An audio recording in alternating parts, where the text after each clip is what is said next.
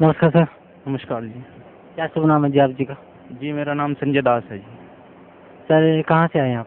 जी मैं फरीदाबाद से आया हूँ। सर परमचंद सतगुरु रामपाल जी महाराज की शरण में आने से पहले आप कौन सी भक्ति करते थे? सर परमचंद सतगुरु रामपाल जी महाराज की शरण में आने से पहले ये विष्णु भगवान मतलब ये देवी देवता जो भी हैं, शंकर जी, पार्वती, मतलब शेरा वाली माँ, इन सब की भक्ति किया करता था।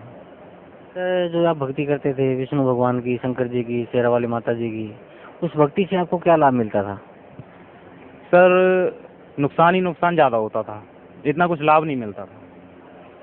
तो सर फिर आप परमचंद सतगुरु रामपाल जी महाराज की शरण में कैसे आए? सर सतगुरु रामपाल जी महाराज की शरण में मैं अपने मम्मी पापा के ज़रिए से आया हूँ। पहले 2 साल से मेरे मम्मी पापा इनकी शरण में चल रहे हैं, सतगुरु रामपाल जी महाराज जी की। तो वो चलते थे, फिर उन्होंने मुझे भी बताया घर पे कि भाई तू भी चला कर वहाँ, लेकिन मेरी समझ में नहीं आई थी, या परमात्मा का आदेश नहीं होगा बुलाने का, तो इस वजह से मैं समझ नहीं पाया था। उन्होंने बहुत कहा मुझसे कि भाई तू चल हमारे साथ सत्संग में, वहाँ चला कर हम जाते हैं वहाँ। और फिर परमात्मा जी की वाणी भी चलती थी घर पे हमारे, और सुबह शाम नित्य नियम और संध्या आरती वगैरह भी किया करते थे हमारे पापा मम्मी, और माला भी जपते थे। तो मैं उनसे यही कहता था, मैंने कि क्या तुमने सत्संग ले लिया है और ये गुरु जी के चक्कर में पड़ गए हो, कुछ नहीं है, कोई फ़ायदा नहीं होता इन चीज़ों से हैं, और सब ये ऐसे मतलब परमात्मा ना बुलवाए मेरे मुंह से, मैं निंदा किया करता था। तो फिर धीरे धीरे मुझे मेरे आप मतलब उस चीज़ का मुझ पर इतना प्रभाव पड़ने लगा, लेकिन मैं समझ नहीं पाया कि मतलब मेरे घर में इतनी कलह कलेश चालू हो गई, और जो मतलब इतनी बुरी दशा हो गई कि हमने पुलिस थाने तक चौकी कभी नहीं देखी थी, और इतनी पुलिस थाने चौकी तक हम पहुंच गए। और उसके बाद में हमारे मम्मी पापा भी सब वहीं पहुंच गए, और फिर हमारी आपस में मियाँ भी मतलब कि वाइफ से भी मेरा झगड़ा हो गया, और वो भी अपने मैके चली गई।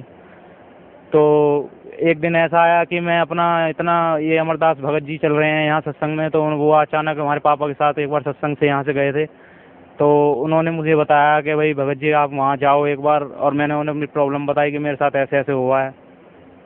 तो वो बोलने लगे कि भाई आप एक बार सतगुरु रामपाल जी महाराज जी की शरण में जाओ, आपका दुख निवारण हो जाएगा। तो मैं मम्मी पापा कहते थे, उनके कहने से नहीं, क्या शायद उन्होंने इसीलिए भेजा था उन्हें मेरे घर पर कि भाई किसी न किसी तरीके से आए ये।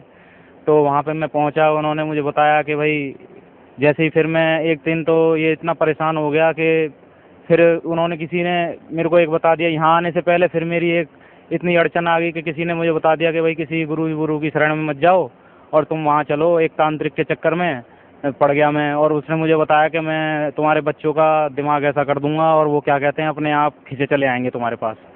तो उन्होंने कुछ तांत्र विद्या से पढ़ पढ़ा के अपना मंत्र संतर सा, और वो मुझे कुछ सामान टोटके का दे दिया, और वो मैं भी, मेरी बुद्धि भी इतनी फ्री हुई थी कि बस जाके मैंने घर में वो करना शुरू कर दिया। इधर परमात्मा की वाणी चलती थी, इधर मैं ये काम करने लगा। तो और इतनी ज़्यादा मनुष्य सी छा गई, और मेरा दिमाग इतना ख़राब हो गया, मैं पागल सा होने लगा।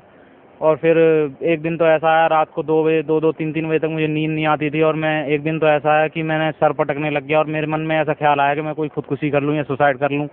तो फिर कुछ नहीं, तो फिर उन्होंने सुबह, मैंने फिर अमरदास भगत जी को बताया कि मैं ऐसा ऐसा हुआ है मेरे साथ और मैं ऐसा करने वाला हूँ। तो उन्होंने कहा भाई ऐसा मत करो, और फिर तुम जाके, फिर मैंने मम्मी को भी बताया अपनी, तो मम्मी ने कहा कि तू पागल मत बन, ऐसे मत, तू चल मेरे साथ वहाँ सत्संग में।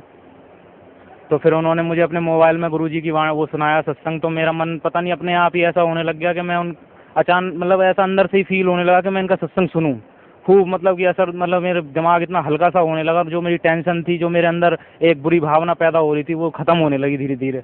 तो फिर मैं उनके साथ, फिर मैंने अपनी मम्मी से अपने आप ही कहा कि मम्मी मेरे को तू लेके चल, एक बार किसी भी तरीके से लेके चल। तो हमारी मम्मी कह रही ठीक है, क्या कहते हैं, शुक्रवार का सत्संग है, तब तेरे को लेके चलते हैं। तो मैंने फिर जहाँ मैं काम पे जाता था, तो आप ये समझ लीजिए कि 2 दिन पहले ही मैंने छुट्टी कर ली वहाँ से, और मेरे को काम में किसी चीज़ में मन ना लगे मेरा, और बस यही लगन लगी हुई थी किसी तरीके से मैं वहाँ पहुँचूँ आश्रम। तो मैं आश्रम, परमात्मा की कृपा हुई सतगुरु रामपाल जी की, और मैं यहाँ आया। तो पापा जी ने मेरे कहा कि भाई चल तुझे दिखाता हूँ कि परमात्मा का कितना हिसाब किताब है, और परमात्मा ने कितना सुविधाएं दे रखी हैं भगत जनों को, अपने दासों को। तो वहाँ पे जाके फिर मैंने देखा, मैंने कि मुझे अभी कोई सुविधा नहीं देखनी, मेरे को सिर्फ एक, अब पहले परमात्मा का नाम उपदेश चाहिए। तो फिर मैं आते ही पहले मैंने नाम लिया, नाम लेने के बाद मैं आशीर्वाद लिया सवेरे। आशीर्वाद जैसी सर परमात्मा ने मेरे सर पे हाथ रखा तो मेरा शरीर इतना ऐसा हो गया एकदम हल्का, और मेरे को ऐसा लगा। और फिर मैंने अपने मुख से भी ये कहा, और मैं भगत जियों से आया था तो रो भी रहा था और कह भी रहा था कि भाई मेरे साथ ऐसे ऐसे परेशानी हुई और मेरे बच्चे मुझसे छोड़ के चले गए और ऐसे ऐसे बात। तो अब ऐसा हुआ कि एकदम भगत जियों से कईयों से कहा मैंने, तो वो बोलने लगे कि आप बस जब आशीर्वाद देने आए गुरुजी तो उनके पास चले जाना और खड़े हो जाना सामने, और वो आपके मन की दशा खुद ही जान जाएंगे। मगर मेरी आत्मा ऐसी अंदर से कह रही थी कि मैं अपने मन की बात जो है वो गुरुजी से अपने मुख द्वारा खुद ही बोल दूं। हैं तो मैं आया यहाँ पर, आने के बाद में आशीर्वाद लिया। मैंने आशीर्वाद लेके गुरुजी से खुद मैंने कह दिया कि परमात्मा मेरे साथ ऐसे ऐसे हुआ है, जिस तरह आपने मुझे अपनी शरण में खींचा है उसी तरीके से आप मेरे भी बच्चों को भी आप अपनी शरण में बुला लीजिए। और परमात्मा की ऐसी कृपा हुई। एक बार वहाँ गया था अपने मामा जी के यहाँ, मेरे मामा जी की बरसी थी अपनी मम्मी जी के साथ। तो मैंने सवेरे वहाँ 5 बजे करीब परमात्मा ने स्वयं मुझे आके सतगुरु रामपाल जी महाराज ने दर्शन दिए, और उन्होंने मुझसे क्या कहा मुझे कुछ नहीं पता चला, और मैंने उनसे क्या कहा कुछ नहीं पता चला, जबकि बिल्कुल पास में बैठ के उन्होंने मुझसे बात की। लेकिन मुझे यही नहीं पता चला कि उन्होंने मुझसे क्या कह दिया और मैंने उनसे क्या कहा। उसी टाइम मैंने कहा कि मैंने कि मम्मी जो कुछ हो जाए मैं अपने बच्चों को खुद लेके आऊँगा। शायद परमात्मा ने अपना आदेश दिया हो, मुझे मेरी अर्ज़ सुन ली हो, मेरी पुकार सुन ली हो कि जो मैंने उनसे अरदास की थी, और वो मेरे बच्चे मेरे पास आ गए आज। और फिर मैंने ये भी अर्ज़ लगाई थी कि परमात्मा आप एक बार मेरे बच्चों को अपने पास बुला लूँगा, और आज उनकी कृपा हुई और मेरे बीवी बच्चे भी यहाँ आए हुए हैं, उनको मैंने आज नाम उपदेश दिलवाया है।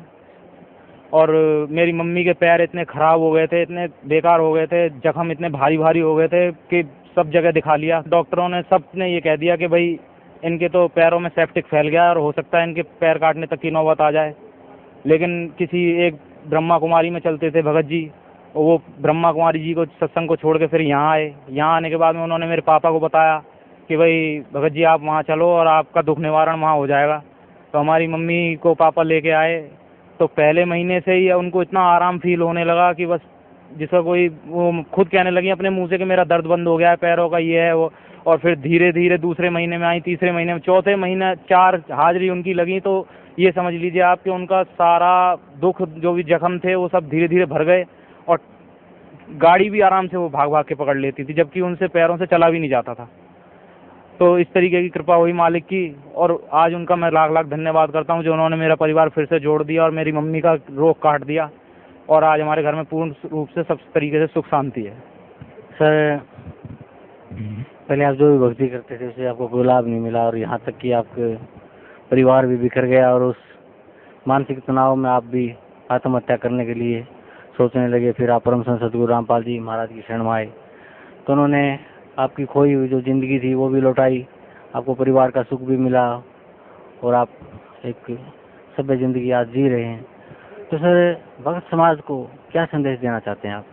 भगत समाज को तो जी मैं यही संदेश देना चाहूँगा कि जो गलती मैंने की है, सतगुरु रामपाल जी एक परमात्मा के रूप में, कबीर परमेश्वर के रूप में, चोले के रूप में हैं, और उनकी किसी तरीके से कोई भगत समाज में कोई भगत अपने मुंह से किसी तरीके की कोई निंदा ना करे भूल के भी। बस अगर वो अच्छा ना कह सके तो उनके बारे में बुरा भी ना कहे, ताकि वो अपने और पाप का भागी ना बने, और जो दुख मैंने झेला है वो अपने वो दुख वो ना झेलें।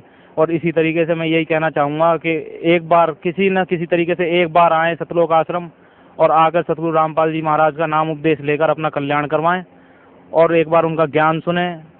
और जिस तरीके से लोग निंदा करते हैं, हम रास्ते में आते हैं ट्रेनों में, उस बोलते हैं कि ये गुरु ऐसा है वैसा है फलाना है ढीकड़ है, मेरे लिए तो वो भी भक्त हैं। मैं तो उनसे भी यही कहना चाहूँगा कि वो इनकी निंदा ना करें, एक बार इनके पास आएँ, इनको प्रूफ करके दिखाएं कि हाँ भाई ये इस तरीके से गलत है, तब कहें कुछ, उससे पहले कुछ ना कहें। क्योंकि वो बोलते हैं चोट हमारे दिल पर लगती है कि हमारे जो गुरु हमें, हमारे जो परमेश्वर हमें, हमारे को सुख शांति दे रहे हैं, हमारा घर बना दिया, हमारा सब काम कर दिया, और हमें ज्ञान भी दे रहे हैं हर तरीके से, उनके बारे में हम निंदा नहीं सुन सकते।